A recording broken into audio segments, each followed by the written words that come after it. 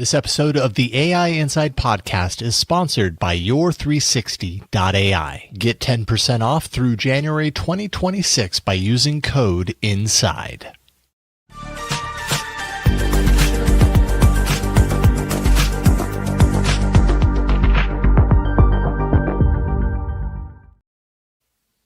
Hello, everybody. Welcome to another episode of the AI Inside podcast, the show where we take a look at the AI that is layered throughout the world of technology.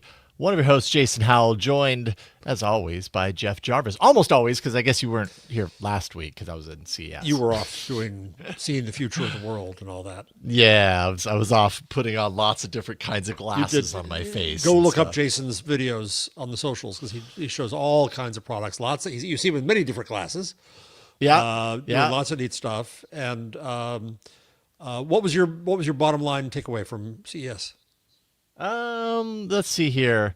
I mean, related to this show and kind of glasses and everything, I feel like one of my bottom line takeaways right now is that in the consumer technology space and the intersection of AI into that, the smart glasses category is quickly building. It really seemed like everybody, including tons of companies I'd never heard of, all have some form of smart glasses product on offer. And I think largely that is because Meta, love them or hate them, Meta has proven that there is at least some sort of mainstream consumer appetite around smart glasses, at least on the audio only side of things, because I think that's largely what a lot of people have been interacting with are the Ray-Bans that, yes, have a camera, but you interact with them audibly.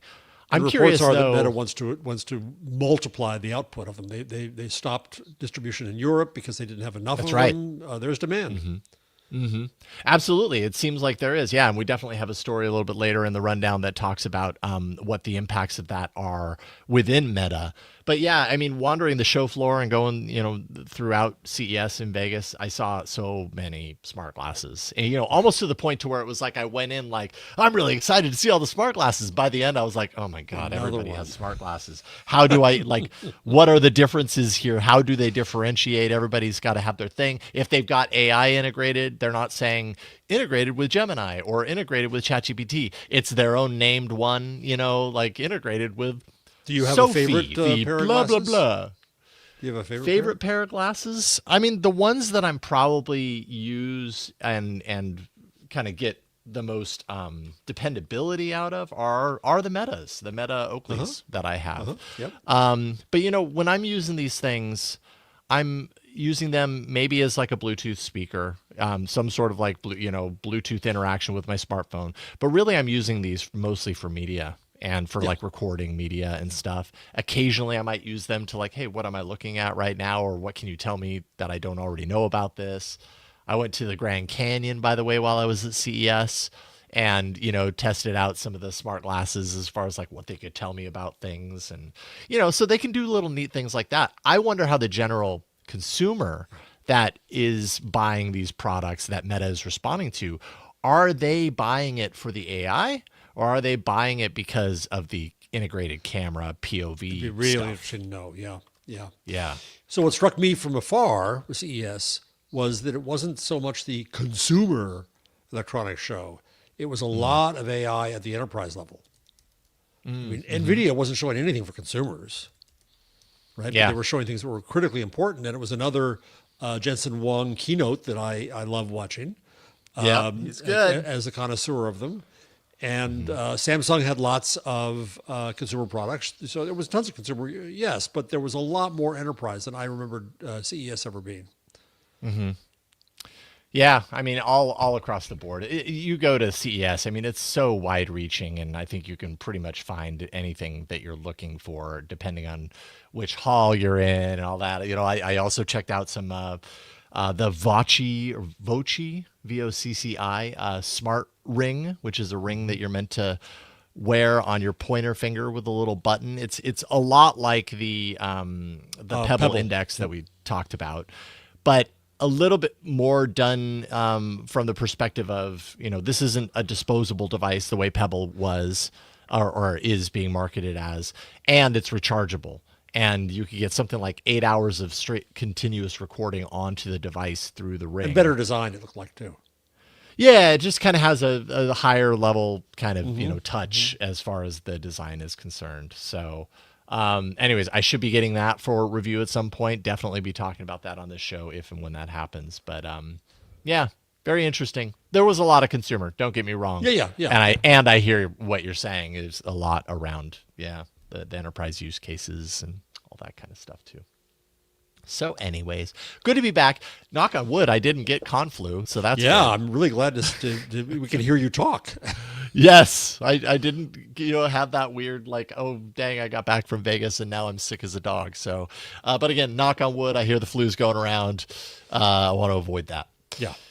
I would say a little bit of breaking news, just a sort of, probably like an hour before showtime. Google unveiled personal intelligence for Gemini. And this is something that we've definitely talked about on the show a number of times. Actually, if you watched or listened to our latest interview with Nick Fox from the AI, leading the AI efforts with search and all of these products from a couple of weeks ago, I guess, you know that we asked him about personal intelligence. It was a feature that they had touted at Google I/O and then was kind of delayed and not released and everything. Well, now here we are. Personal intelligence is here. And yeah, it's pretty neat. I've had early access to it, so I've been playing around with it for a while. And I think it's, for people who are okay with, sure, Google, use and have more of my data and integrate it across these services, I think it can be pretty powerful. And it's the one place that I would trust that way. I mean, if you're in the Apple ecosystem, I can imagine you trusting Apple too, though that'll end up being Google as well, as we'll discuss. But my mail and my calendar and my maps and my everything are already in Google, so it's the one place that I would trust. Because I already trust them. I got no choice. It's already there. Yeah, totally. There. Yeah, there's nothing new. And so I'm really eager to get it. Of course, I don't have it yet, so I'm very jealous that you do. What do you think? Yeah, no, I actually did turn around a video because I had early access to it. I was like, well, I've been playing around with it for a while. So I put out a video this morning on my personal YouTube channel. So go to YouTube, search for Jason Howell. You'll find it. I think it's super powerful. I think it'll probably become more powerful as they bring in more integrations. Right now, it seems to connect with obviously your workspace, Gmail, photos, YouTube Music. And sometimes when you're playing around with it, it's like, well, how much of this is coming from the integrations directly from these other places versus, how when you work with ChatGPT or Gemini for a long period of time, it starts to kind of learn things about you anyways. It's like, oh, you're a podcaster. You have a lot of queries about podcasting, so I can assume that you're a podcaster or whatever. So sometimes some of the results that I got, I had to really be certain, like, am I getting this because Gemini just knows this about me? Or am I getting this because it's truly reaching out and integrating with Gmail, for example, or whatever? And so I kind of got into the habit of specifically asking for certain connections, scan my Gmail and search for this itinerary, blah, blah, blah, and that sort of thing. And actually in the interface, when it is pulling from these places, it gives you a little clue. It has a little icon. It's like checking your YouTube, has a little YouTube swirly thing, or checking your Gmail or accessing workspace, that sort of stuff. And some of this functionality is already there. As I complain at every opportunity, I don't yet have Gemini in my Chrome on my Chromebook because I'm workspace. But it is in my Gmail, and when I do think to use it, put this in my calendar, and it figures out what this means. Even if there was discussion in different times and stuff, it does a very good job. So that AI is already there. The funny thing is, there's also I don't know what they call it, Studio. Have you played with this at all? Studio and my flows, and so I told it to alert me to anything urgent. It's idiotic. I got a political email. It's urgent that you give us money right now before the deadline, and it says, Jeff, you have urgent email. You got to give money right now. Just shut up. So it doesn't have any sense of what it is. So it's going to be interesting to see whether this brings more smarts to that factor and understands things like urgency in a reliable way. Yeah, in a reliable, like what it actually is urgency. Is urgency when somebody puts in all caps in an email, act now? Right. Or is urgency like, hey, I'm I'm stuck somewhere and I need your help this moment, or whatever the case may be. Yeah, that's an interesting question there. Yeah, I think it's powerful, and I think the potential is very powerful. One of the things that kind of stood out for me was the YouTube kind of integration, because I do a lot of creatory things. There's some really interesting kind of ways now that Gemini integrates into YouTube, and I found that useful from a research perspective. So there's a lot of services out there that, like vidIQ and these other services that are all about like giving creators tools to like research what other creators are doing so that they know, like best practices or what's working for titles or whatever the case may be. And I kind of found that with these new tools, these new integrations with personal intelligence, it kind of brings some of that capability into Gemini. And once I discovered that, I started playing with that on a deeper level, and I was pretty impressed by that. Yeah, but I think it's So is that really the essence of this? It's they've brought AI into their applications. This is bringing the applications into Gemini. Yeah, that's a great way to describe it, I think. So it's kind of a reverse flow. Yeah, Gemini now knows more about you. Yeah, exactly. You permissioned it. Right, and that's important, right? That's one thing that they have really kind of made sure to spell out, is that you are giving Gemini explicit permission to do this. So there's a whole settings area that, you have to go in, and you basically have to opt in to it in order to make it happen. So it's not just happening for everyone. Like, this is actually part of the settings area. This is from my video. You activate each individual service to say, yes, I want to integrate my search. Yes, I want to integrate Google Photos and YouTube Music and YouTube and all this stuff. And like I said, you're going to get better results if you explicitly tell Gemini where to find some of this stuff. And then it knows, oh, okay, I should be looking at Gmail right now. So there you go. But anyways, go to my channel. Obviously, I'm there on my channel, Jason Howell, and I have this early access video, and check it out for yourself and see kind of some of the use cases that I kind of went through to test it out. And yeah, curious to know what people think. I'm only so jealous that you got early access that I did. One of these days. One of these days. Jeff. One of these days. Okay. One big theme that seemed to arise, and boy, are there a lot of stories in this theme, is healthcare, health integrations. Suddenly a big thing that's happening with these AI models right now, making these deals, but also, kind of acknowledging the HIPAA and privacy kind of implications of all this stuff. I guess we start with OpenAI, which was kind of the first that I noticed. Rolling this out last week. OpenAI launched ChatGPT Health, which is a space for medical records, data from apps like Apple Health, MyFitnessPal, the app integrations to feed in information about your health from your wearables, that sort of stuff. ChatGPT can attempt to explain lab results, maybe prep users for their doctor visits, nudge any habits that users have along. There's even a little call out area in the ChatGPT interface, or will be if you haven't seen it yet, that says health. So it's specifically tailored and designed to be there for health use cases, though OpenAI says it's not a diagnostic tool, even though people are going to use it like one. I have to imagine anyways. And on the one hand, the idea of health there is people are using Dr. Google. I just finished watching the first season of Pitt last night. Oh, and there's a big scene in there where Noah Wiley is screaming about somebody using Dr. Google. What a great show, though. Just total tangent. It's a fantastic show. Anyways, and so yes, this has value, but obviously it can be misused. And I put somebody in my family had some issues, and I had all their lab results. I put all their lab results in. Then I put in other facts, not in OpenAI. I put it in ChatGPT and so on. But there's a lot that comes upon the user then. I told it that this family member was on these medications.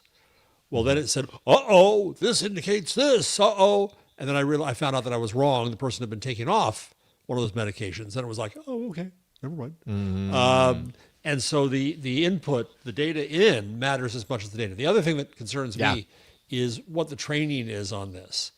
And Samira Arora who's been at Kanza and Sage, has been working on this. He's from Glam. I've known Samir for a long time. And he's doing a health intelligence service. And we should talk to him. What he tells me is that he's gotten he's gotten 300 terabytes of exclusive proprietary health data to use this. So he trained it only on that. And so the question is to me, what did OpenAI train this on? Was it the internet as a whole? That's a good question. Danger, Will Robinson. Yeah.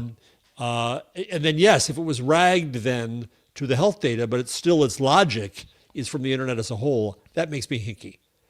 If it was trained specifically for health.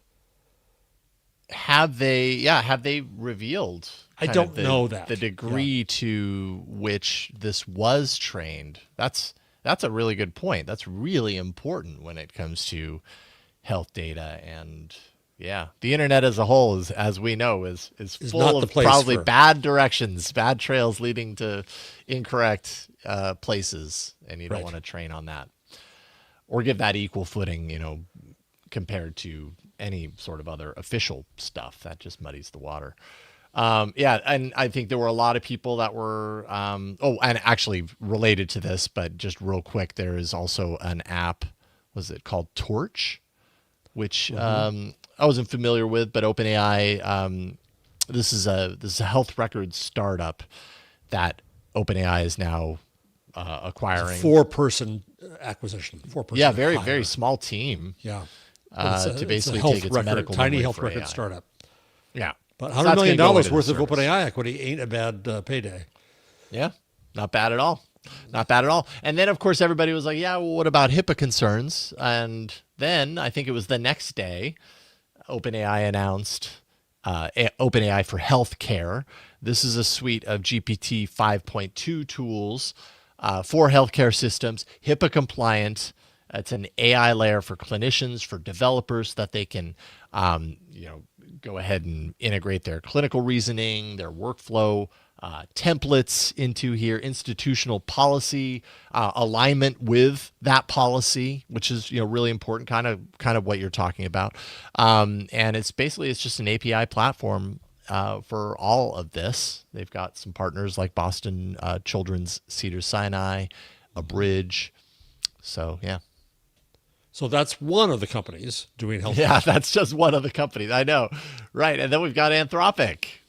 Do you think Anthropic saw the news and they were like, well, we better release this? Or they I wouldn't just be surprised. All are on the same cadence, Yeah. It's so weird when this happens. They got into the mix with the launch of Claude for healthcare. They're positioning it more as an infrastructure grade agent for health systems. So not a simple Q&A bot, let's say, the way OpenAI seems to present it in its chat area. I haven't seen how Anthropic presents this, if it is yet in Claude, but it connects to a bunch of key medical data sources. They listed them. I'm not entirely familiar, but CMS coverage database, ICD-10, the National Provider Identifier Registry, the PubMed, all happening through these connectors that feed into here. And Anthropic, like OpenAI, is making sure to affirm that this system is not meant for users to substitute their visits with clinicians, but still go ahead and use it the way you do. It seems to be more for clinicians than consumers, as far as I can tell. And a lot of it seems to be insurance stuff, support claims appeals, coordinate care and triage patient messages. Quick, Claude. Support healthcare startups and so on and so on. So I think that it's intended, as Claude is with code, it's intended more B2B, is my sense of it. Yeah. Okay. But they're getting serious. They've got a lot of sources of information in here, so it'll be interesting to watch. This is a lot of competition rushing into this field, and I would have thought this was not the first field to do. Do travel, do something else, do food, something else that's safer. Health is a really risky area with tons of liability, but they're all rushing into it. Yeah, lots of liability, but also a lot of problems to solve as far as data portability and understanding and all that kind of stuff. I think for so long the conversation around health data has been, wow, it's behind the times, it's in the dark ages, and there's always the toss up between having a system that makes accessing all this data easy and open-ish in the confines of keeping things private, and then total privacy and like, no, I don't want my health data plucking around in a system like this, because what does that lead to from insurance impacts down the line, all these ways that it could have some pretty dramatic impacts on people's lives. Let's see here. Both OpenAI and Anthropic have said that the health data that is synced from users' wearables into the systems like these, like their smartwatches, will not be used to train their models. So if that gives you any sort of extra confidence, there you go. And then sure, why not throw Google into the mix? Because although this is a little different, Gemini 1.5, this is combining imaging, like very highly dimensional imaging, medical text reasoning, speech recognition that is specifically tuned to the medical domain. And it's open source. And it's open source. Yeah, which is important. Yeah. So it's things like analyzing your CAT scan or your X-ray and doing a better job of that. And then also the MedASR, an open source model for medical automated speech recognition. It's obviously a unique vocabulary. I'd love to put it on an episode of Pitt to see if it could keep up with all the kind of BS-y but still fact-checked medical jargon there. Yeah, right. Aside to that, listen to this and tell me, like, is this accurate? I mean, yeah, I assume it is. It seems like a very intelligent show as far as how they approach it. I think so, yeah. So they tie it, as you said, they tied the two together. So you can give a prompt to MedASR, and it will in turn give the prompt to Gemini. So the prompt will be smarter as a result of it being trained on medical jargon. Oh, okay. So it kind of interprets what you're asking for. Okay. Yeah. Or gets it right. You don't have all these weird words they have. Sure. It's not just the medical words. It's also all the damn brands of pharmaceuticals. Yeah. Right. I haven't tried it, but I'd be curious if I just try to play an old transcription. It must confuse the hell out of them. Because they're all so weird. Yeah. And that's where these systems being specifically tuned and trained in the medical domain, like what I mentioned about this, is so important, because when we're talking about general purpose LLMs, I mean, they might get the wide spectrum kind of top line detail of, this illness versus that or whatever, but a system that's specifically tuned is going to know on a much deeper level, at least theoretically, the things that, like, physicians, doctors, that sort of stuff, the language that and the world that they're working in and need to operate in to be effective. Every time I go to the doctor, before I check with the doctor, they've got to get my meds, right? And I'm on AFib medication, the impossible to pronounce propafenone, which is my atrial fibrillation rhythmic. And then I love it. The brand name of it was Rhythmol. But I say those things to just a nurse in another area as they're taking the history. They haven't heard of this. So their ears can't calculate this. And I think that this is going to be more helpful. So a lot of medical stuff today. Lots of it. This is free, production ready. Developers can build their own infrastructure, all that kind of stuff, open source. So very interesting indeed. Okay, and then I think we don't have to spend a huge amount of time on this because we have seen this kind of bubbling over time, but we now have confirmation. Apple has been working hard to figure out its Siri kind of challenges when it announced some big AI-infused changes to Siri at WWDC, not this year, but I think the year before, and then promised things coming up, and then it didn't happen. And then Apple's been in all of this behind the scenes, I don't know, maybe turmoil is the wrong word, too strong, but they've certainly been working to address this and get a strategy that works. And there've been a lot of partners that have been floated around that. And apparently Google Gemini is the one that Apple has officially chosen to work with. So Gemini is going to be behind the scenes, behind Apple Intelligence, powering the next gen Siri on upcoming devices, which, by the way, the information says is probably happening at WWDC, which is their developer conference this spring. And also the information says that this is going to be a white label situation. So we're not going to have Gemini logo as part of that integration. It's basically Gemini is powering it behind the scenes, but most people, at least according to the information, might not even know that it's Gemini powering it behind the scenes. So what I'm really curious about here is whether personal intelligence will also be white labeled to the Apple ecosystem. Oh, that's curious. Yeah, right? totally. You're not going to connect your Gmail. You're going to connect your Apple Mail to Siri/Gemini. Yeah. It'll be interesting to see that. Interestingly, taking that tool set and applying it to, I hadn't considered that. Yeah. That'd be interesting. And Gary Marcus took this as an opportunity to say, poor Sam Altman. He lost another one. He's not really serious. Google won another one. I don't know whether it's time for tears for Sam Altman, but OpenAI lost this round. For sure. This is a big get for anyone. If Apple is going to concede its kind of defeat, at least in the near term, as far as its own internal AI strategy, Apple has decided it makes more sense to partner than it does to create its own. And, anyone that it would have chosen is seen as a winner in this deal, just from sheer numbers. And of course it's Google. Google and Apple forging a deeper relationship too. That's just kind of interesting, especially in light of, some of the anti-competitive stuff that's happening that ties the two companies together. Right. So I wonder if this will butt up against that. Yep. Could happen. Apple can fine-tune Gemini. So that is another piece of information from the information. So kind of what you're talking about, that kind of leads me to believe that there's a possibility that might actually happen. Take those tool sets and apply it over. Elon Musk, by the way, says this is all very unfair. He does not approve. Yeah, poor Elon. All right. Well, want to throw a huge thank you to those of you who support us on Patreon, patreon.com/AI Inside Show. And I want to call out our newest patron, Marty Kautz, and returning patron, Michael O'Hara. So it's good to have you back, Michael, and welcome, Marty Kautz. It's good to have you here.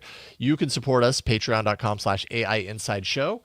And support the production of this show directly. We do deeply appreciate when you do that. So thank you for being here and making sure that we can continue doing what we're doing with the AI Inside podcast. And speaking of making it possible for us to do what we do, I want to thank the sponsor of this episode, which is Your 360 AI. And I got to say, Jeff, so I have now, for the past month, I'd say, I don't know that it normally needs to take this long, but it hit at the end of the year. We had holidays and then we had CES, so things were a little delayed, but I've been going through the Your 360 process on my own.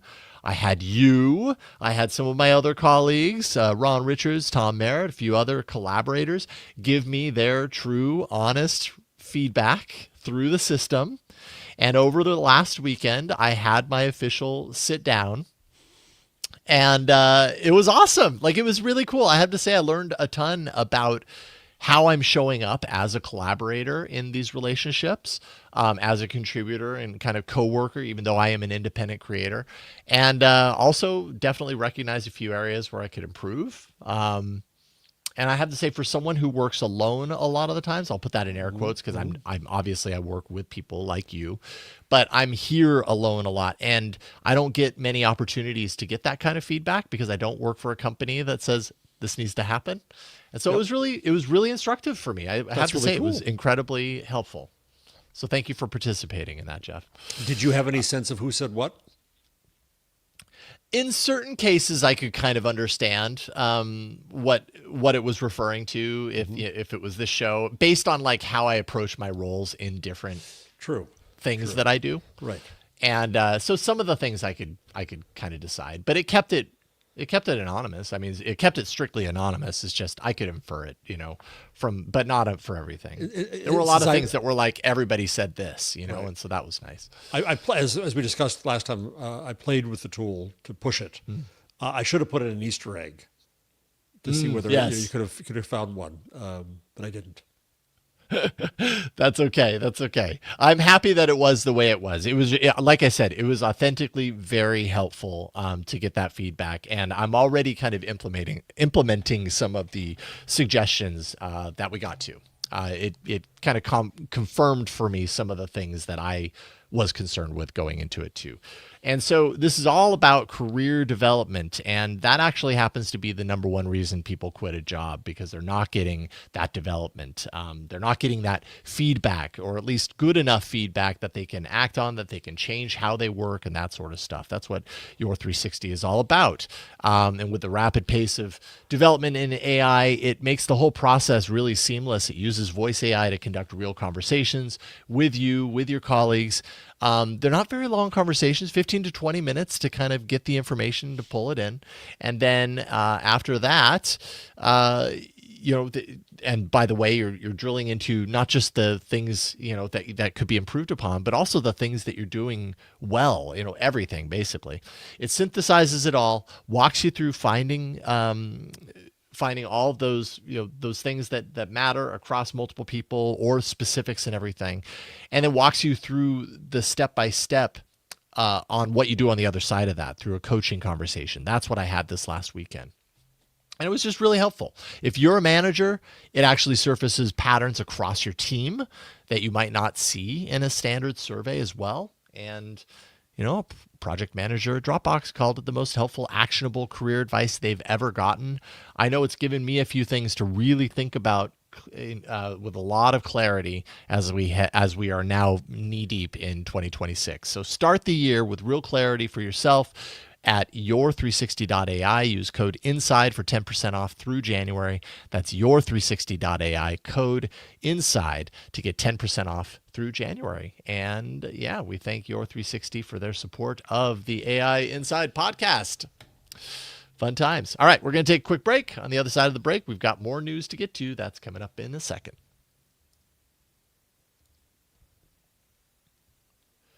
All right, so another theme, shopping. Yes. Shopping.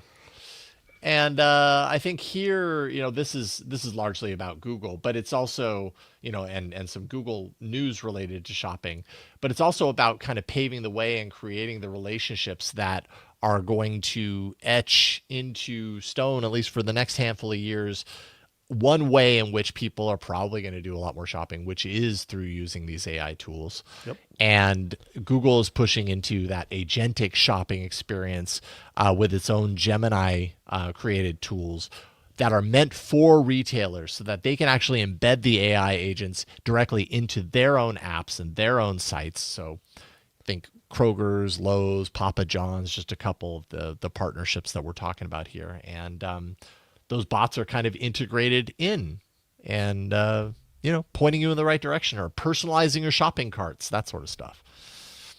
Yeah, it shows. Well, we'll plug in a few minutes. We had a conversation with Tulsi Dolshi at DeepMind, and one of the questions I asked her, and you'll watch that on an upcoming episode. When, Jason? Saturday? This Saturday, yeah. Yep. So I asked her about whether this is going to start really changing the user interface of the entire online experience. Mm-hmm. And I think that there was a story in payments.com, which covers retail stuff, asking whether this is going to be the end of click and buy retail, which sounds kind of simplistic. But on the other hand, you can see I asked my agent to get me something, and I authorized it to do it, and it did. And I didn't go and find something and click and buy. I can see this stuff changing interfaces fundamentally. Same with Gemini and email. Same with how we work the tools like sheets and slides. I think we're in for a new generation of user interface. I was thinking about this the other day. When I started online sites way back, my son, in 1995, we debated over and over and over and over again navigation and what was the most sensible way to navigate people through sites. And we had different philosophies. We did it differently. And at some point, that just settled out. I'd never hear somebody complaining about, I don't know how to get from here to there, or the New York Times or the Washington Post or Guardian or whatever. They figured it out. Everybody's figured it out at this point. But I Yeah, think and people have also educated themselves through exactly experience on how to both navigate ways. those. Yeah, both ways. Exactly. But I think we're in Yeah. for a next generation of UI that's going to confuse people again and give them new opportunities they didn't think of. So Yeah. shopping is clearly an area where that's going to happen because the money is there, the behaviors matter. There's a lot of turf going on. On the one hand, Amazon, I don't think I put this in the rundown, Amazon announced that, well, on the one hand, Amazon is suing places and stopping them and just preventing them from scraping Amazon so that others' agents can't come in and find out what's for sale on Amazon and how much it is. Then again, Oh, Amazon is okay. going out on its own with no sense of irony and scraping others and making it look like it's an Amazon purchase when it's just Amazon's Yes. agent doing this. Right? So we're Yeah. going to see wars around this and how that goes. And meanwhile, Google did a partnership with Walmart, which we just mentioned a minute ago, and with Wayfair. So And with they're already Wayfair. making inroads with these various retailers to bring in agentic buying. Agentic buying. Yeah, they're using something called Universal Commerce Protocol, which is basically an open standard for these interactions, secure interactions between the retailers' platforms themselves and the AI agents. And yeah, I think, for me, it always goes back to the trust element when we're Yep. talking about AI agents and shopping. And, we do, you mentioned our interview with Tulsi Doshi. Again, this upcoming Saturday, excellent interview. Looking forward to releasing that. But one thing that comes up in that conversation is kind of the analogy or the line drawn between early internet to early kind of AI, even though AI isn't early now, just like this phase of AI that we're in, a lot of these norms, the graphical approach of AI, it used to be text based. Now it's moving into this graphical approach similar to the early internet. And then I think there's a line to be drawn between early internet and the commerce, the hesitations that people had by and large about buying on the internet versus where we're at now with AI, where suddenly these agents are going to be shopping for me. I don't know how I feel about that. There's a hesitation around that. And it takes a while to work through that trust element. Certain early adopters are going to be okay with it right out of the gate. Other people are going to be like, whoa, I'm not ready for that. And it's going to take them years potentially to be ready for that. So Yep. be curious to see if it follows kind of a similar arc as far as that's concerned. I don't see that, I don't see there's any way that it doesn't, because it's a lot of people to convince that this thing will purchase that thing for you. Don't worry about it. It's going to be fine. Right. That's a lot for It's gonna even take a me, It's going to take a while. Yeah, it is going to take a while. But it's also kind of inevitably the direction of all this Yeah, stuff too. it is. So It is. I guess we got to go through the growing pains to get there. We have been hearing that Meta was on the cusp of laying off some of its Metaverse team. This has been a rumor that's been bubbling around for a little while, and it is now confirmed to be the case. Meta has confirmed it is cutting more than 1,000 Reality Labs jobs. Reality Labs, of course, the department inside of Meta that's been dealing a lot with kind of like their VR efforts, their Meta Quest efforts. And they're pulling back a bit from the metaverse bets. Although, we talked about this on the Daily Tech News Show, me and Tom Merritt yesterday, and Tom, made the comment that this might be a pullback, but it's not inherently an admission that the metaverse is a dead end for the company. This might just be that there is energy over here where they're directing it, which is basically they're reassigning money and teams toward AI wearables, toward the smart glasses. They've seen some real recent success for those things. This might just be the admission that right now this is where the energy needs to be in order to lead to that long-term, long-standing metaverse vision. So They closed 3 VR studios. They're laying Yes. off 1,000 employees, or up to 1,500 employees. That's the Wall Street Journal is more recent, and they're shifting resources. I wonder. So we had this discussion a few weeks ago. Would you consider AR metaverse, or no? That's what's the overall term you use? I For think AR when and I VR? think of Yeah, I know. There's so many different terms. Like when I think of kind of like what my view of a metaverse is, I think of fully immersive.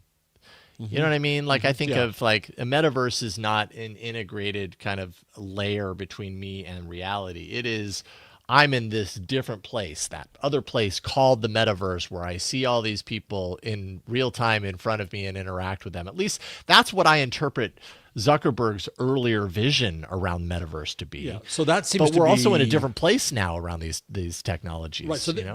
they're shifting to AR. They've been successful, as we said earlier, on the glasses. They're Yeah. ramping up production to ramp up sales of those. Yep. But that's AR. And I wonder how many of the skills were transferable from one to the other. You're right. No, it's very different because you're not making whole environments. You're not making characters. You're not doing all of that. Yeah. Well, and It's in one case, I mean, the thing that's really been, excuse me, the one thing that's really been clicking for Meta has been the audio kind of focused yes, device. right. Yes, they do Importantly, now have their display version of the glasses, but I think that's probably far less adoption. Not probably. That's far less adoption over the audio version. And so, how much overlap is there between metaverse and audio? At the same time, I mean, the way technology, like just last week on this show, I spoke with the Loomis folks and, got to see their 70-degree field of view AR glass lens technology, essentially, their waveguides.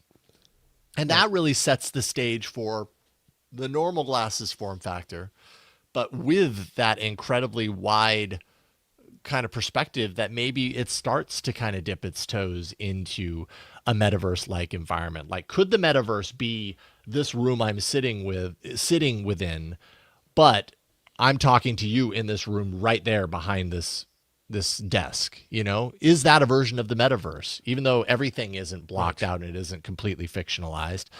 The kind of goal there, I think, is similar to what Mark Zuckerberg envisions for the metaverse, which is this highly collaborative, presence-filled environment. And so, to that end, as we talk about it right now, I guess they could be overlapping. Yeah. So we'll have to see. Yeah, I'm curious to see. Like, I don't necessarily want this to not I'm still very curious to know what Meta envisions for a true metaverse. I just haven't felt to this point that the technology and the appetite is there to support it. But I could see a future where it could be, and maybe that's just the point. Mark Zuckerberg continues to make a bet on the long game, and right now he's shifting the strategy to what is working as a stepping stone to that vision of the long game. And like you said earlier, you mentioned it earlier, but that is totally related to this.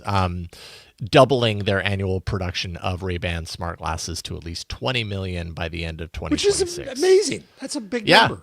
that's huge for wearable glasses. I mean, there was Google Glass. Always got to go back to Google Glass a decade and a half ago, and now we're at the point to where 20 million in a year. Like, okay, this is a product that is scaling and is proving itself in the marketplace. If that's true.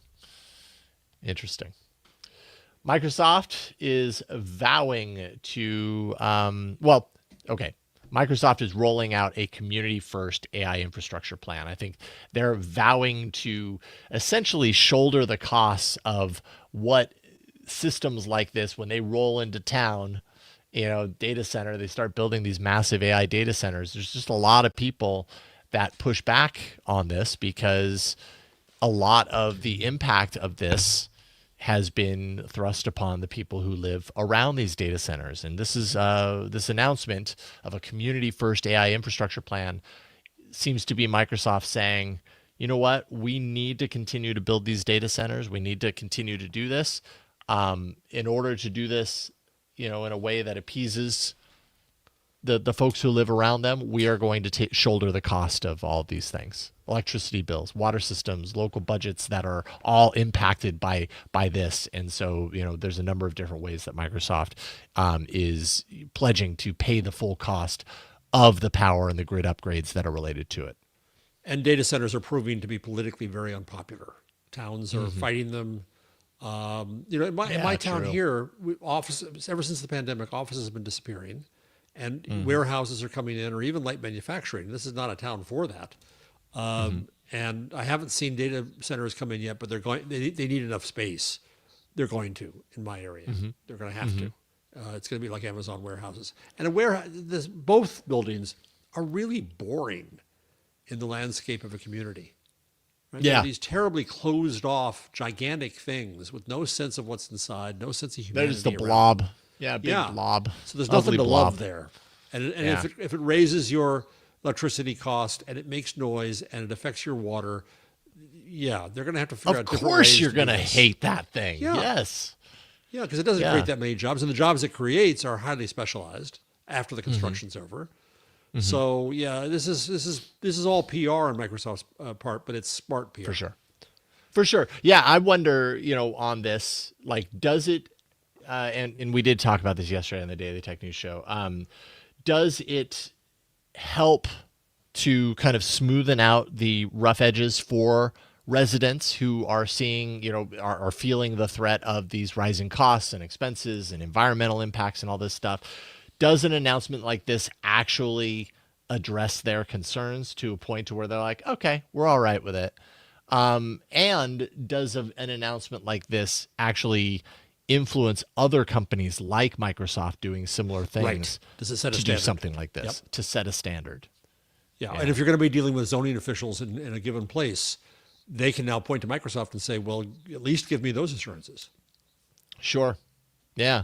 So I'll be curious, because so often in big tech with moves like this, they kind of all fall in line in a similar pathway behind it. And so, I think at the end of the day, if companies are developing systems that have this big of an impact on the environment, on the municipalities that surround them, absolutely. I totally can support, that the company should shoulder the cost of those impacts. Yeah. So it's PR for sure. It's also, I think a pretty positive piece of PR, and we'll see how they execute on that. I guess that is the other big question: is do they actually hold themselves to account and all that? Well, should we do it? Should we jump into Jeff's Archive Showdown? Jeff's Archive Showdown. Da-da-dow. So All right, three what quick you got? papers. One is called AI Exposed Jobs Deteriorated Before ChatGPT. And it's interesting that ChatGPT, of course, came out in late 2022, but they looked at millions of LinkedIn profiles and showed that graduate cohorts from 2021 onward entered AI exposed jobs at lower rates than earlier cohorts, with gaps opening up in late 2022. So there was an anticipation in the market. The second thing they found is they analyzed millions of university syllabi and found that graduates taking more AI exposed curricula had higher first job pay and shorter job searches after ChatGPT. Oh, so that's to say that the market kind of anticipated. We always talk about ChatGPT as this big surprise. Everybody said, wow. But no, we knew what was happening. The earlier versions of the GPTs were out there, OpenAI included. And so the market was smarter. The educational market was smarter than we thought. That's one. Two, I'm going to jump over one. When agents see humans as the outgroup, belief-dependent bias in LLM agents. This is just a funny little paper out of China and Australia that set up an LLM to look at games with people versus agents. And it found that the LLM favored its own. It disfavored outgroup, that is to say, us, humans. So that was just kind of a little frightening for the future. And then third, I don't think you can get to this one because it was I behind my can't. university. No. So this is a paper from Minds and Machines, not Archive, called Losing Our Voice, Generative AI and the Degradation of Human Expression. It's open access, but I screwed up the link, by Scott Robbins and Inga Blundell. All the other two papers had so many authors I couldn't do them all. But this was interesting, just saying that as generative AI emulates human expression, it's going to change human expression. Generative AI comes with increased efforts at prompting, verification, editing, causing the de-skilling of users, right? Because that's now the AI will do it for you. It comes at a monetary cost and causes various ethical issues like lack of authenticity. And they further show that fundamental issue is that by design, they're not able to output human expression, but only human-like expression. So there's this gap in expression. And then finally, the really kind of freaky thing is this. It could lead to a distrust in human expression when the authenticity of authorship over time becomes unclear.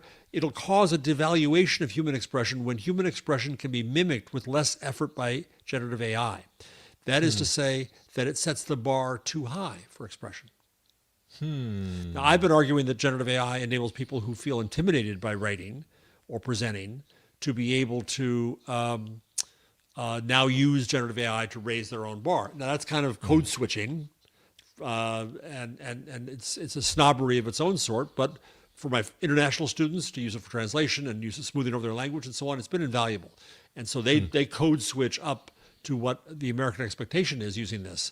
But that's something I hadn't thought of before, that at some point generative AI puts the level of expression high enough that you give up trying to express yourself and you only use AI to do it. And that would be a shame.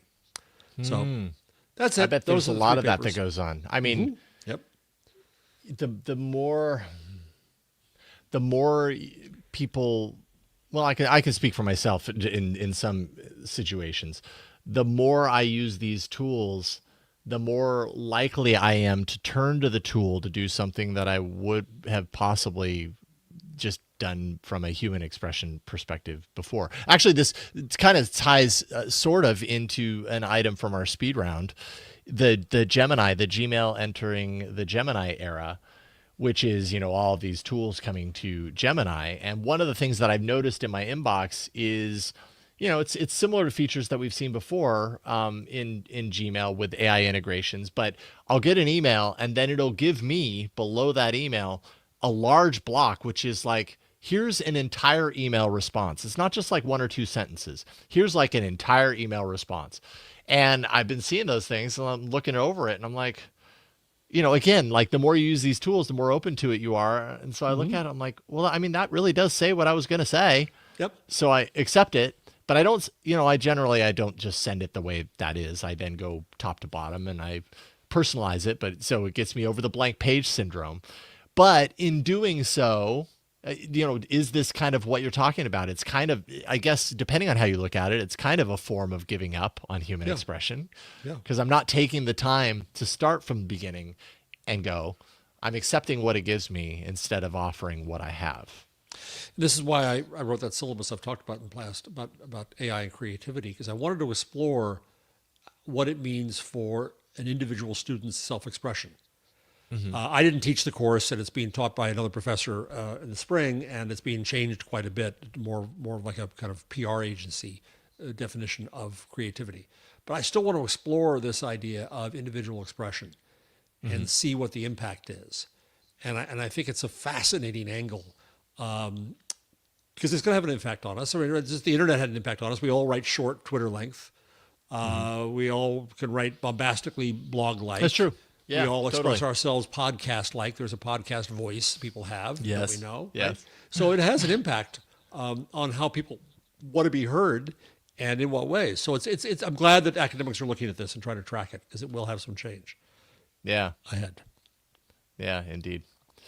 All right, real quick, just so you know, if you want to give us a review, you can do that. Go to your podcatcher of choice and give us a review. We really appreciate it. We're always looking for new reviews, fresh reviews, so people that are looking for their latest AI podcast to subscribe to find ours and go, oh, there's people recently that thought this was pretty awesome. I'll give it a try. So, just do that.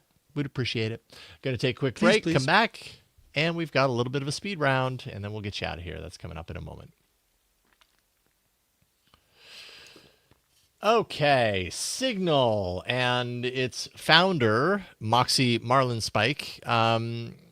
Well, I should just say Moxie founded Signal, now launching another app entirely called Confer. And Confer is an open source chatbot with privacy in mind, similar to Signal.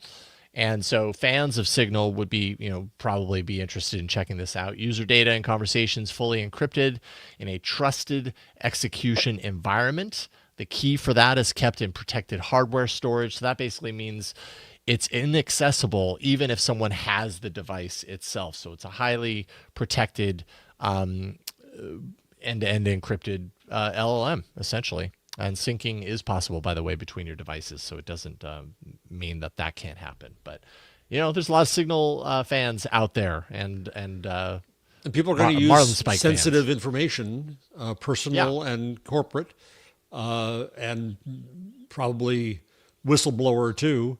And they're going to care about, they want to use the power that AI can bring them to analyze things, but they're going to be concerned about that confidentiality. So this is an important step.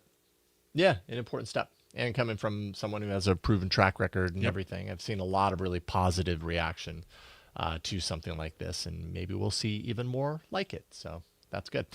I mentioned it briefly, but just to kind of touch on the whole bit of news, Google going deeper with Gemini integration. They're bringing AI overviews, love them or hate them, into your Gmail inbox. So you can do things like ask it questions about your inbox if you're on AI Pro or Ultra levels, that is. It'll auto summarize long threads, which I feel like we've seen that before. Yep. But anyways, help me write suggested replies. Those are two features that now become free tools. So I think maybe before you had to have one of the paid AI tiers to get access to that in Gmail. Now it's just coming for free. Proofread, which is kind of similar, I think, in ways to what Grammarly does for grammatical checks. That's coming if you're a paid user.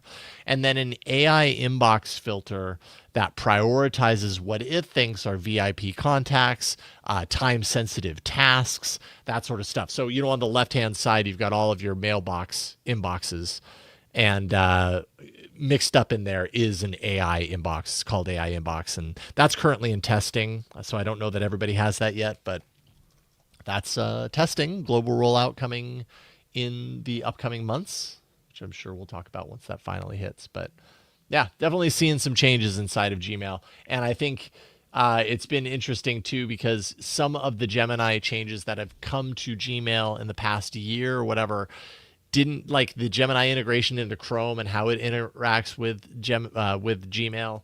I haven't had a huge amount of success with, but I'm starting to kind of see they're figuring it out on a deeper level. And so yeah, curious to play around with this. What I hope for is a far better search.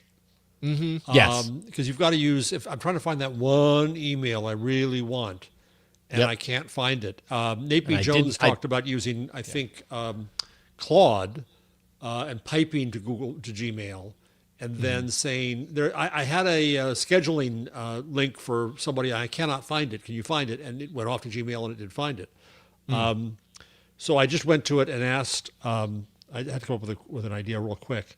I asked Gemini in Gmail to find me information. I just got an email this morning that was put in spam, and I pulled it out of spam. So I asked it to find me information about local Democrats, because it was a local Democratic committee. It gave me like everything with Democrats. It was just a simple word search. No, I want local. So it gave me Summit, New Jersey, which is about 20 miles away. I said, no, I live here. Give it to me here. And it said, oh, I can't find anything. I don't know. This is too difficult for me. I mean, just think of the massive amount of context that is a Gmail inbox. I know my inbox, like I really don't throw stuff away. I archive it all. Same here. Because Google has, for a very long time, touted the capabilities of its search. Yeah, it's trained us to hold on to it. And if I really need to find that thing, generally, I can usually find it within search. It's also, did I tell you how I screwed up Gmail? So for some weeks ago, I accidentally changed the format of Gmail. And the priority, it has a structure where it's the primary, promotion, social, updates, forums across the top. And suddenly those would not populate. And I got into a bit of a panic. And so all I could get was things that I had marked as important, with the little yellow arrow.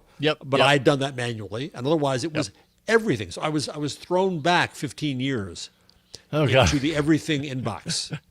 Yep. Right? And spam was taken out, but otherwise it was everything. And it was a mess and trying to keep. So for a few weeks there, I was killing, unsubscribing. Trying to retrain it. Yeah, and it wouldn't retrain. And finally, I found the way I had screwed it up, and I can't recreate it now. I'm not changing anything. Yeah, don't touch anything. Because it shows how much I need this primary inbox and how good it is. Yeah. So that's Yeah. already a major advance. But I hope that AI can make it even better. Yeah, me too. I'm still, as I've mentioned so many times over the years, still very unhappy that Inbox, Amen. their Inbox product went So away. good. There was something about how it used its systems to kind of auto categorize certain things. There was something about how it did it that was incredibly effective for me that Gmail still has not matched. Amen. And it was aesthetically better, more functional. Yeah, totally agree. Bummer that they ever got rid of that. So maybe maybe the Gemini tools, as they develop out, can replicate that in some way. I don't know. In news, we've got Britain opening a formal investigation into Elon Musk's X after its Grok chatbot has reportedly been generating and spreading sexually explicit images of women and children. Government is looking to enforce its law against non-consensual sexual images more aggressively. As a result of this, they're going to draft fresh rules to criminalize companies that offer such tools. At least this is the news that was being reported. Essentially, it's escalating everything. Elon Musk has said as early as today that he isn't aware of any naked underage images, his words, generated by Grok. He said literally zero. So he's not listening to the public. He's not paying attention. This is not making regulators happy. I will not touch Grok. I won't use it at all. Yeah. I just don't support it anyway. I don't. The only reason that I have in the last handful of months was, and I think I talked about it on the show when I was in our car. We have a Tesla. And they integrated Grok into the interface, and I was like curious. I was like, "What is this?" I saw it, and we started messing around with it. And that was one day that my daughter and I messed around with that AI, and we haven't touched it since. So, there you go. And then finally, Google has updated its video generation system, VO 3.1. This happened just yesterday. It can now create vertical video. So, if you want to create YouTube Shorts or whatever, you can do that. Quality up to 1080p to 4K, I think, even. So they're definitely increasing the quality of the generations. They say Google says stronger character and background consistency, shipping across all their products, including Gemini, which if I go into Gemini, I put in a prompt. Jason and Jeff are doing a podcast in front of a live audience at a major AI convention on stage. And I put an image of both of us, and it thought about it and said, I can't do that. I said, okay, maybe not a major AI convention. How about just an AI convention? Said, I can't do that. Jeez. I said, how about these guys are doing the podcast in front of a live audience at a big convention on stage? And it gave me something. You won't have audio, but you don't need audio to know that it did not get it right. We are definitely not these people. So it lost track of one of us is who we black were and both of along us the are way. young, so it's wrong on a couple counts here. Right. So anyways, apparently I'm guessing what this means is they've got it really locked down from a guardrails perspective on who you feed into it. Did you tell it to use those pictures? Characters. Because when I played with it, I played with it, and then I found out you could do it 3 times, or maybe it's 4 times, and you're out for the day. Oh, okay. And so I was putting some stuff in just to play with it, and I thought I would move around. And I said, use this picture. Yeah. I was explicit about it. I mean, well, here I said. What did you say? My final kind of I give up one more thing was make a video with these 2 guys. Uh-huh. And I added them, and it said I can't generate that video. Wow. So I don't know. Weird. It apparently does not want to put us into a video. It doesn't like us, It doesn't or want it's a medal. like, or there's something in the guardrails that are like, no, do you have permission from those guys? Even though those guys are us. Right. So is what it is. Oh, well. Oh, well, that's just what we get for trying to mess with the systems. That's what we get for trying to use the systems the way they were intended. Don't forget, you can go to jeffjarvis.com and find all of Jeff's wonderful work. The upcoming Hot Type. We've got the Gutenberg parenthesis, magazine, the web we weave. Everything is all there. Yeah, jeffjarvis.com. Thank you, Jeff. Thank you. Happy we could do this show and, Absolutely. and meet up once again post CES. Go to AIinside.show if you want to find all the information about this particular podcast that we do each and every week. You can find everything you need to know there, including how to subscribe, the reviews, featured interviews, all that stuff can be found on the page. And then finally, you can go to patreon.com/AI Inside. And if you go there, you can support us on a deeper level. That's patreon.com/AI Inside. We do have, let me see here, I'm fighting with the things on the screen. Some executive producers: Dr. Do, Jeffrey Maricini, Radio Asheville 103.7, Dante St. James, Bono De Rick, Jason Neifert, Jason Brady, Anthony Downs, Mark Starcher, Karsten Samashki. Thank you Amazing patrons helping us on a deep, deep level. We can't thank you enough. Thank you for being here and letting us read your names each and every week. All right, I think that's about it. Thank you, Jeff. Fun times, as always. And yeah, we'll see you next time on another episode of the AI Inside Podcast. Take care, everybody. Bye.